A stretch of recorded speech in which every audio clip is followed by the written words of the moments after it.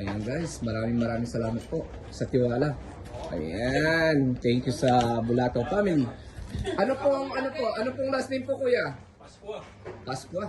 Yan, maraming salamat. Ito, papunta tayo ulit sa biyahe tayo ulit sa papuntang airport. Yan, kaya sa mga ka-entra. Ayan. Kita-kita tayo ulit guys. Ayan, masaya to dahil marami po sila. Hindi katulad kahapon, 7 po yung hinatid natin. Ngayon, 8 po sila ngayon. Ayan, hanggang dito na lang. Mamaya tayo ulit. Pictures. Ayan.